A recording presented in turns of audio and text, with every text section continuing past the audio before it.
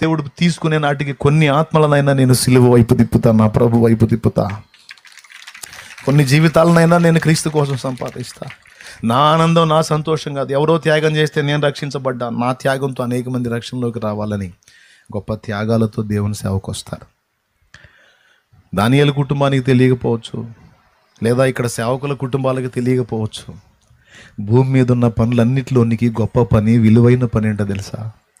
దైవ సేవ. ప్రియులారా, దైవ సేవ. ఈరోజు దేవుని మహాకృపను బట్టి చిలకలూరుపేట సంఘంలో గమనిస్తే, గతంలో త్రాగుడు జీవితంలో ఉండి ఇప్పుడు మార్చుకున్న వాళ్ళు ఎంతమందో చేతులు ఎత్తనంటే వేలాది చేతులు లెగుస్తాయి. మార్చుకున్నారు. ఒక ఆడపిల్ల వచ్చి నా దగ్గర ఏమందో తెలుసా?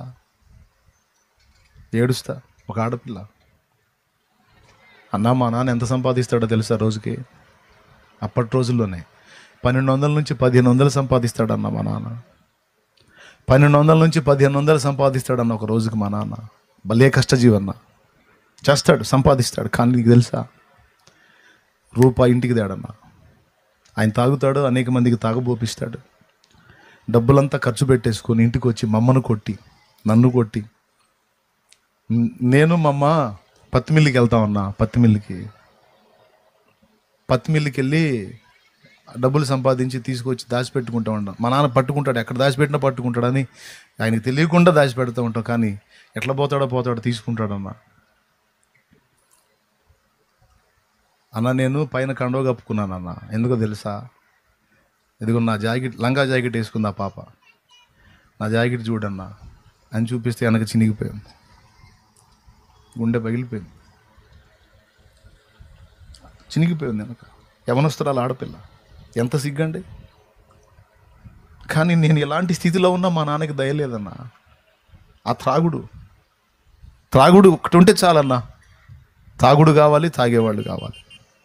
అరే నా పిల్లల కష్టం తాగుతున్నాను, నా కష్టం తాగుతున్నాను, ఇంట్లో ఏమి ఇవ్వట్లేదు, వాళ్ళకి అన్నం పెట్టట్లేదు, వాళ్ళకి వస్త్రం ఇవ్వట్లేదు, నా బిడ్డల గతి ఏంది, ఆడపిల్లల గతి ఏంది అనుకోవట్లేదన్నా మా నాన్న. అన్న చచ్చిపోవాలనిపిస్తుందన్నా.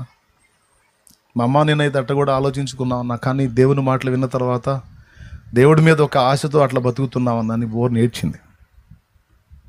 నా హృదయం ద్రవించింది. ప్రార్థన చేశా కన్నీళ్లతో. బాధపడే తల్లి, నా తండ్రి కార్యం చేస్తాడు, అద్భుతం జరిగిద్దిలేమ్మా అని కన్నీళ్లతో ప్రార్థన చేశాను. ఎలా వచ్చాడో ఒక రోజు ఇట్లనే దేవుని కృపను బట్టి కూటానికి కలిశాడండి. ఆ రోజు దర్శించబడ్డాడు, దేవుని వాక్యంతో పట్టబడ్డాడు. ఆ రోజు తీర్మానం చేసుకున్నాడు. ఇట్లనే దేవుడు ఈ మాటల్లోనే ఎట్లనే ఏ మాట పట్టుకుంది ఆయన.